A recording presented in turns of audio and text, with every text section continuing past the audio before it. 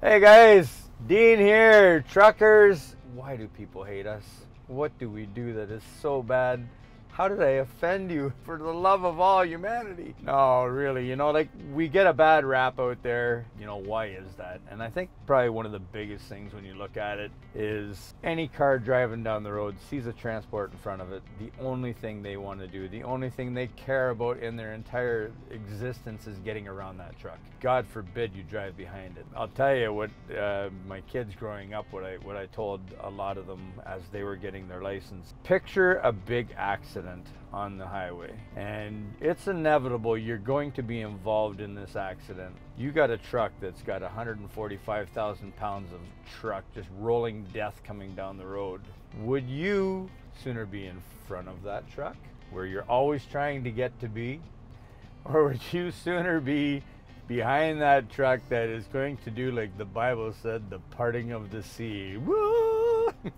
That's just the one scenario to think of it. A way to look at it when you're trying to get in front of that transport. Why do we go slow? I will beat this one down with like a dead horse. Don't blame us, right? We're only allowed to go so fast. It's blame your government. Talk to them.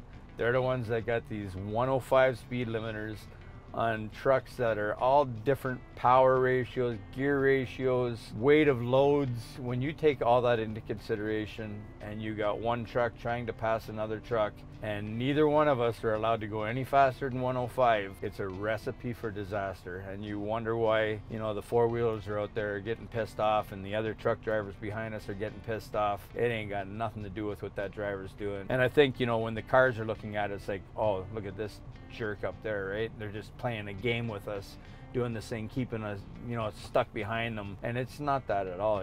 He wants by him. He's trying to get by him. He just can't. And I think that really throws a bad rap on us. Are we guilty of some stuff? Yeah, you know what? I'm not going to say that us drivers are all angels. There's a lot of drivers that are crossing over the line, whether it be tired or not paying attention or anything like that. You're crossing over that yellow line. It scares the crap out of the car beside you. To get a license in a four-wheeler, you don't have to know crap about what a truck does. You don't know what a stopping distance is. How many times have you come to a roundabout or something like that and the car is trying to get in that roundabout with you?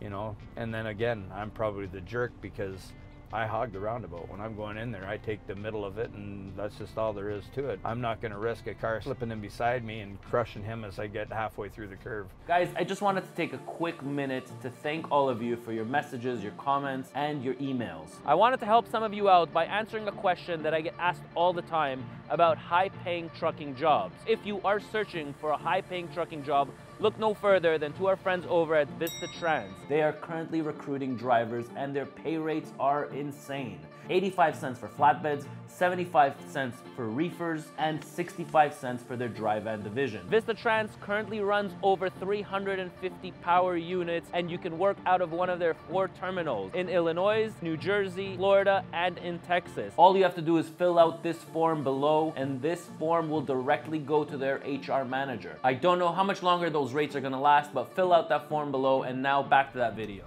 I think shame on the government, shame on the ministry for what is taught to the four-wheelers that are coming in, and I guess being ignorant to what our job is and what it entails. It's not an easy job. Any of us that are out there driving these transports around, no, it's not an easy job. I can tell you firsthand, we do a lot of oversized stuff downtown Toronto, right down into the city, and it's a nightmare. Any of you that are running that stuff, downtown New York, downtown Buffalo, or LA. There's some horrible cities that when you get stuck down in the city, it's nasty, man. And the cars just could give two craps that you have a job to do, right? It's about how fast can I get there. So I think that, it gives us a bad rap out there. I think that maybe if there was a bigger awareness, something that kind of amalgamates truckers and cars together, that just gave a better understanding of what our job is. We're really not out there to cause traffic jams and stuff like that. It's like an accident. There's an accident on the highway, and if a truck is involved in that accident, then right away the truck is at fault, right? And this is coming probably from a four-wheeler point of view. Is the truck caused that accident, and meanwhile he was trying to avoid a four-wheeler. He slammed his brakes on and spun himself out of control trying to not hit that car. If a four-wheeler has an accident on the highway, you don't even hear about it. But how many times when you're listening to the news do you hear how many truck accidents there were this year? How many times do you hear, well, we did a big trucking blitz and this many trucks were pulled off the road for unsafe infractions on their truck? But I don't know if any of you remember, here in Canada anyways, in Ontario, it was going up into cottage country and it was for four-wheelers. It was for cars, passenger vehicles pulling boats, utility trailers, things like that. And the numbers on that were just baffling.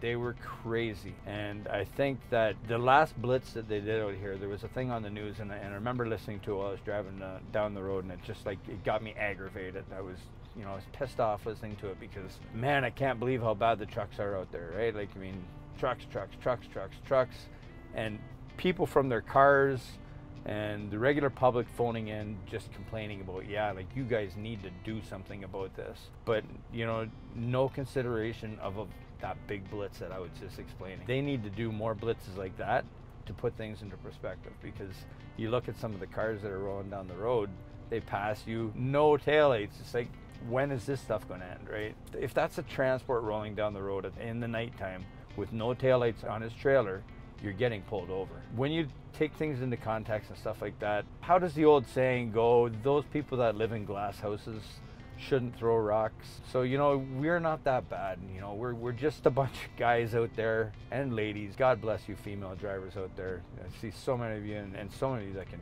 drive circles around some of these guys. God bless you that are out there doing your job.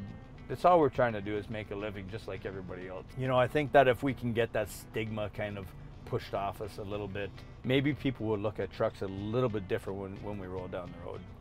The old saying, if you got it, a truck brought it. It's true. It's basically that. You love us when you want us and you hate us when you don't.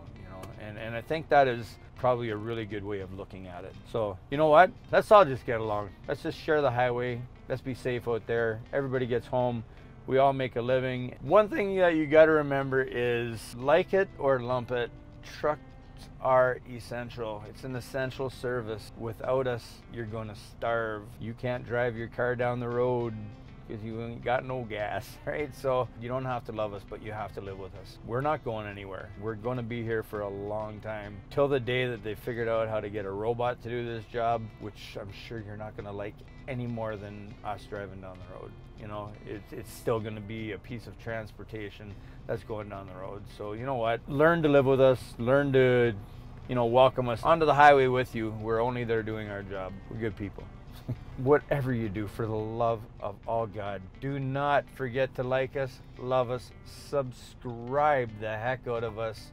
We love you guys like crazy. My heart, I try to do this and I can never do this little thing. When I look at it, my side, it looks good, but that side sucks. Don't forget to like us, love us. We love you, and we will catch you on the next video.